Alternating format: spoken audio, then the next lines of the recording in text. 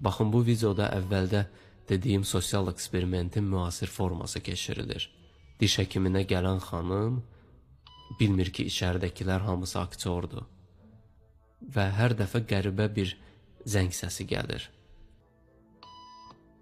və insanlar ayağa qalxır. Bu hadisə 3 dəfə təkrarlanandan sonra xanım da hamı kimi hər dəfə zəng səsi gələndə ayağa qalxır.